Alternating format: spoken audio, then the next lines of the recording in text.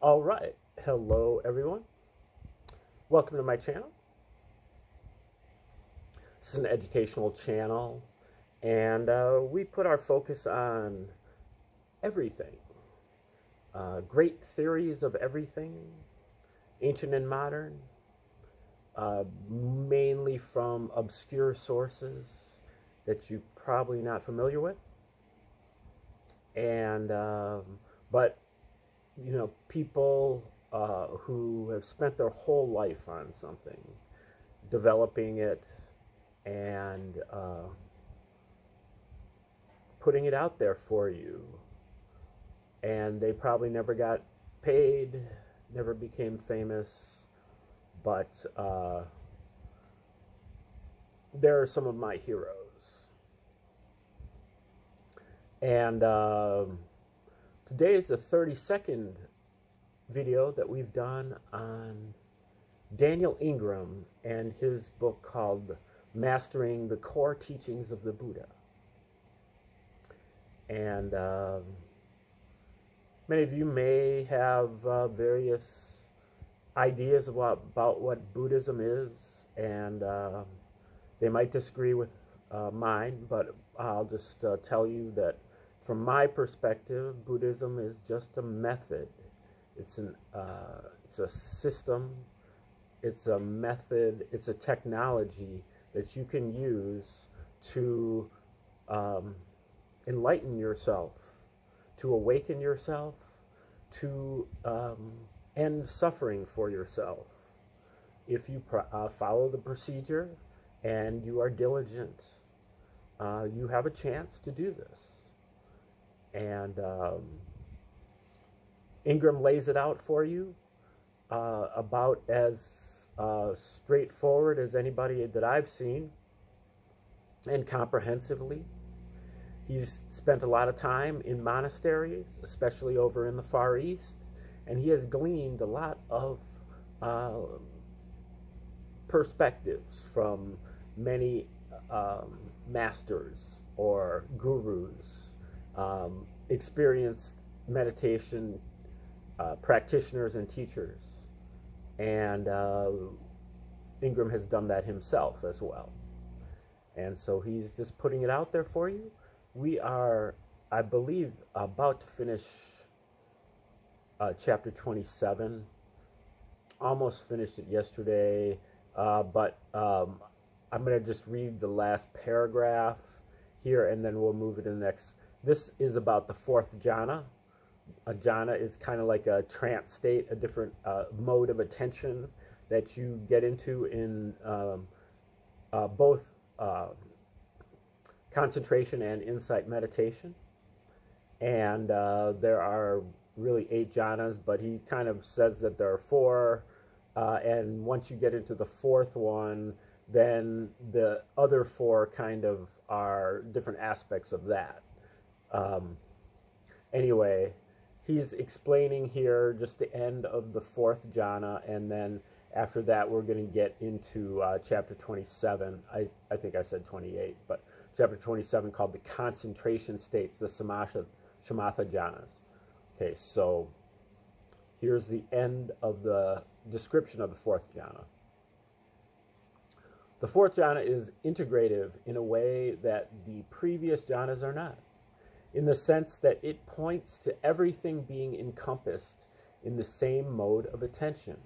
All the sense doors, space, attention itself, and what I call core processes, things that really seem to be me, such as the application of effort, the recognition of what is going on, the sense of questioning, the movement of attention.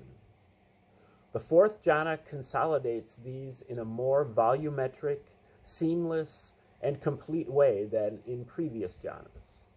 In this sense, it is a setup for many wondrous attainments, being like the grand central terminal or Heathrow of the attentional world. If we accomplish the 4th jhana well, we have a large range of options that we can explore that are based on it and issue from it.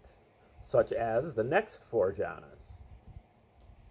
However, before I talk about the next four jhanas, the formless realms, which are in many ways just specialized ways of looking at the fourth jhana, I'm going to talk more specifically about the jhanas in concentration practices, the shamatha jhanas, which are cultivated for developing stability and positive mental qualities and experiences. Okay, now moving to chapter 27, the concentration states, or shamatha jhanas. While our practice generally has some aspects of insight and concentration mixed together, in this section I will mostly talk more about what practice may look like when we try to stay towards the concentration side of things, that of the smooth, flowing, pleasant, more apparently stable states that concentration practice can produce. Later, I will discuss what the jhanas can feel like when we add in more appreciation of the three characteristics. Excuse me. But for now, as the Cajuns say, laissez les bons temps rouler. Let the good times roll. Sorry, my French is 40 years old. Whatever. Laissez les bons temps rouler. Regardless of the tradition you are following, when you begin to gain some mastery of its concentration practices, you will go through these states in this order up to the level of your current ability. Though some people can master skipping over jhanas and even doing them in reverse order and the like. The specific object of meditation may limit the level of jhana that can be attained, as well as color the experience of these states. Such details are spelled out in various commentaries, such as the Visuddhimagga, the Path of Purification, which you can get online, and the much more readable, but harder to find Visuddhimagga, the Path of Freedom, or Path of Liberation. Also, Bhante Gunaratana's A Critical Analysis of the Jhanas, included in his more complete work, The Path of Serenity and Insight. It's a scholarly work on the subject, as is Nayantaloka's The Buddha's Path to Deliverance.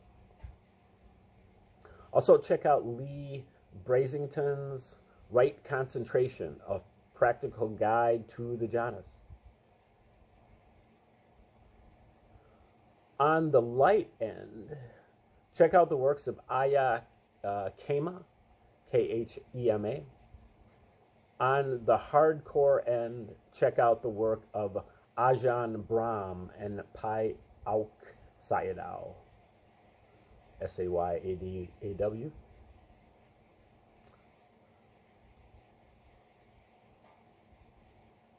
Some of these texts, particularly the first two, go into long and sophisticated discussions about which posture and which object might be best suited to the proclivities of the various types of individuals. It is unfortunate that this sort of information is not in common use today.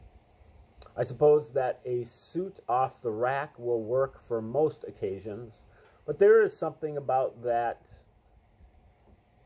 one that has been tailor-made. I am told that there are still a few monasteries that provide this sort of traditional training. Unfortunately, this topic is far too complex to treat comprehensively here, but I highly recommend that those of you who are serious about these subjects check out the original sources. They contain a vast amount of powerful information. If you are not up for often lengthy and occasionally laborious reading, start with Path to Deliverance and Path to Freedom. Many traditions use the breath as the primary object of concentration initially, and when the concentration is strong, shift to the qualities of the states themselves when they arise as the object. The quality of a jhana can either be soft, hard, or somewhere in between, depending on how stably we are in the state. In soft jhana, the qualities of that state are recognizable in a way that is different from the ordinary experience of those qualities to the degree that we are confident that we are in the altered state defined by those qualities. In hard jhana, it feels as if our mind has been fused to those qualities and the object with superglue, as if we were nothing but a solid block or field of those qualities or that object, as if they and the object were the whole world with nothing else remaining. Getting into hard jhanic states dramatically increases the beneficial effects of practice, though it takes greater strength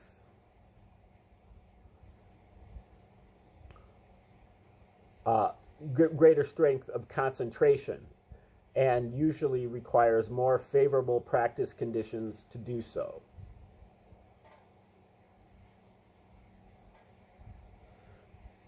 Taking the beneficial factors of the jhana solely as the object of concentration is helpful for getting into harder jhana, as they are attractive and reinforce themselves.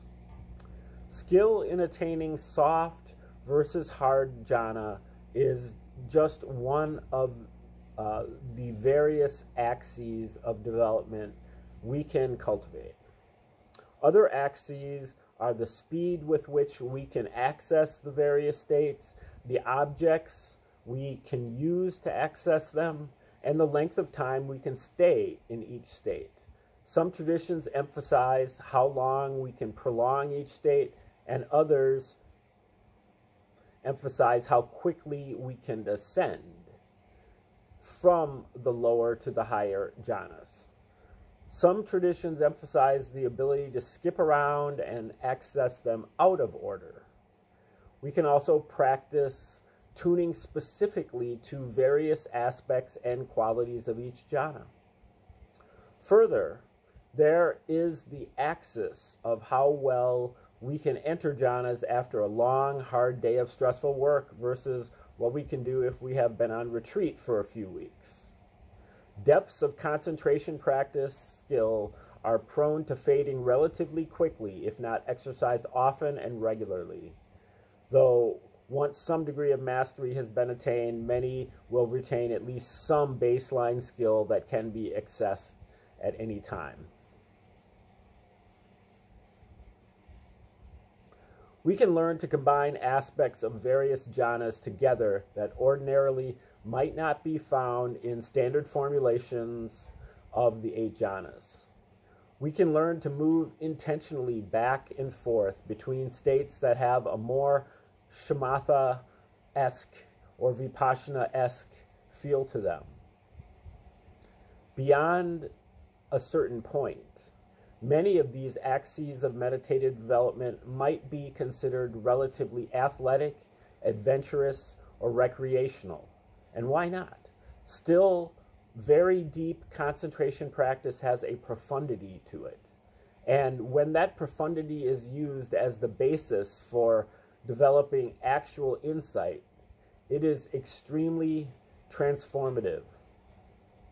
The list of qualities above may also help you in describing your jhanic experiences to others, so they know what you are talking about more clearly than just saying something like, "I was in the second jhana," a statement that may mean little if you don't explain it more clearly.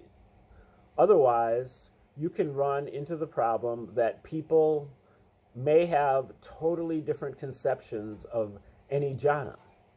For example, one person might feel a bit of bliss and rapture arise in their abdomen for a few minutes and correctly identify those as being second jhanic elements and thus say, I was in the second jhana.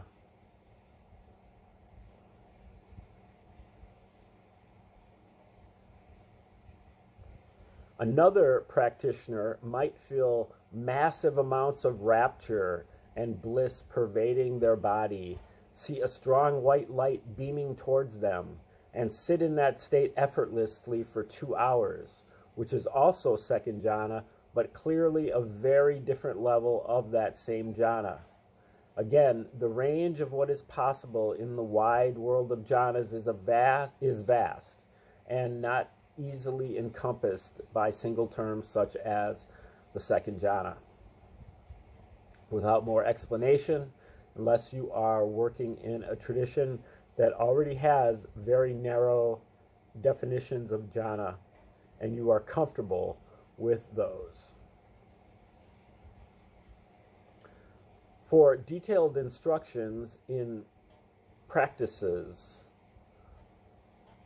that use certain types of external objects called kasinas, Bhante Gunaratana's The Path of Serenity and Insight, and Buddhaghosa's Path of Purification, chapters 4 and 5, extremely useful and highly recommended, provide such a good treatment that you should obtain and read those sources if you want to familiarize yourself with this material.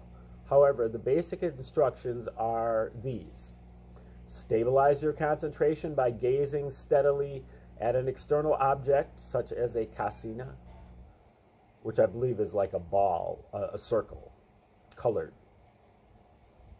until you can perceive a mentally created version of it with your eyes closed, or when you are not looking at it. The mental image may not look quite the same as the external kasina object and is often refined and simplified. Take that mental image as the new object and stabilize your attention on it until your concentration is like a rock, and then gradually expand that image out as far as it goes for as long as you can.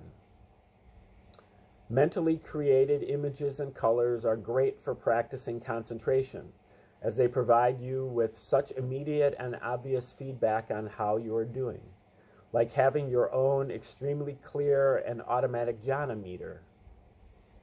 If concentration flags even a little bit, you can see it in the faltering of the image, and if concentration gets stronger, the image stabilizes within seconds. This rapid and well-defined reinforcement can really help develop strong concentration much faster than most other objects. I have a researcher friend who initially began with a $1 million fMRI, or maybe it just is supposed to be MRI, as a device for measuring concentration, managed to get that down to a $60,000, maybe it says $80,000 research grade EEG, and is working on a commercial product for far less than that. However, a candle used as a kasina object will do the same thing and is easier to carry around. Similarly, a free video of a candle on your phone or its LED light will cost you nothing and work just fine. The basic pattern we go through with the jhanas is as follows. First, we develop enough concentration to attain the jhana. Then the mind sees, feels the jhana, moves towards and into it, with almost all such state shifts occurring between the end of the out-breath and the beginning of the next in-breath, sometimes accompanied by the eyelids flickering. Then there is the honeymoon period, where the jhana is fresh but unsteady. It's blooming phase. Here we get into sub-jhana terminology a bit. The initial phase I term the first sub-jhana, and I typically think of this as J1, where the first J stands for the jhana in question, and the J1 refers to the first sub-jhana. So the first part of the first jhana would be J1, J1. For example, and the first part of the second jhana would be J2, J1. After the mind finds the jhana, there is the maturation period when the jhana really comes into its own more solidly and shows its true glory, known as J2 in this simplified notation. Then the faults of the jhana tend to become noticeable, as well as the proximity of the state to the state below it, and the ease of falling into that lower state known here as J3. Next, the concentration deepens and some sort of equanimity about the good and bad aspects of the jhana sets in, here known as J4. However, when talking about jhana explicitly, I sometimes drop the J's. So, for example, in the third jhana, we would progress through 3.1, the fresh phase, 3.2, the well-developed phase, 3.3, the seeing the flaws phase, and 3.4, the equanimity with that jhana phase, as part of its natural progression of development. Further expansions of these concepts and the terminological system that describes them will come later. But for the moment, this general concept is enough. When the concentration grows strong enough and the current jhana is no longer desirable, the mind will naturally shift to the next higher jhana, and the cycle goes around again within the limits of the humanly attainable states and your current skill level. Okay, this section is called the first shamatha jhana. The first shamatha jhana arises after the practitioner has gained the ability to steady the mind on some object, that is, after a state called access concentration, meaning the level of concentration needed to access the first jhana or insight stage. Notice that if we are spinning lost in thought, decent concentration is basically impossible. If you wish to attain this, I would try to stay as completely as possible with a chosen meditation object for perhaps 1 minute. When you can do this, try for 10 minutes. When you can do this, try for an hour. For instance, if you were using the breath as an object, try to be aware of every single breath, at least in part, for a full 10 minutes, and then for an hour. This is possible and a reasonable goal. Try not to pay too much attention to the individual sensations themselves, but conceptualize the breath as a coherent and continuous entity with many different types of sensations all being thought of as the breath, as being the breath. It is important to know that really getting into a sense of the breath as a continuous entity for 10 seconds will do you more good than being with the breath on and off for an hour. Tune in to the illusory smoothness of things by purposely and calmly working with illusions of solidity or fluidity. There is a certain intuit quality which helps, sort of like getting into a slow groove when playing an instrument, having sex, playing a sport, or just sinking into a well-deserved warm bubble bath. That, oh yeah, baby, just like that vibe is exactly what you're looking for, at least initially. When doing concentration practices, anything that feels good generally should get more attention and be gently expanded into something more developed. Merely concentrating is not necessarily sufficient to get us into jhana, though it helps and may cause it to arise naturally. But for some, it takes inclination in the direction of jhana, intending to go that way. So knowing the general qualities you are looking for helps with that inclination. Sensations that feel good naturally reinforce concentration. So use that feedback loop of feeling good leading to paying more attention, which leads to better concentration, which leads to feeling even better, which leads to paying even more attention. Being in a silent and safe place is also very conducive, as is giving yourself permission to relax. Put the cares of the world behind you and enjoy. Concentration practice benefits greatly from optimal conditions. That said, some of us, like myself, are more aversive types, and pleasure, while fun enough, doesn't hold my attention as well as it does for some others. I personally find that secluding the mind from disturbing or unpleasant sensations by tuning attention away from them and towards stillness and stability of attention can sometimes be a good strategy for working with my more aversive nature, as that turning away from everything that is not jhana is also a way into jhana. You will have to see what works best for you and your personality makeup. Comfort in posture is important also, as pain makes getting into these states more difficult. A strongly concentrated mind can overcome and eventually entirely block out pain. While it is possible to get into blissful and peaceful states while in painful physical positions, I don't see the point in doing that most of the time, since many practitioners won't be able to fully appreciate what the jhanas offer if they are in a lot of physical pain. Further, it is possible to hurt your body if you push through pain and then learn to ignore it entirely, because you shut off valuable feedback mechanisms that might be telling you something important. Continuity of practice is very important for cultivating jhanas. The more consistent and consecutive practice you do, the better. Concentration states are much easier to get into on retreat or at high doses of daily life practice.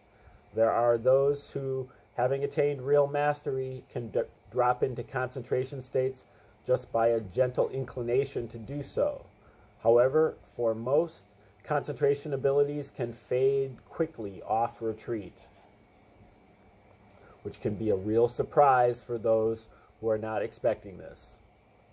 A note about concentration practice on retreats: while most retreats involve a relatively strict schedule, when I am on retreat and doing concentration practice, I don't look at the clock much at all. Instead, I practice until my seated posture is too tiresome to maintain, or my reclining posture is making me too restless.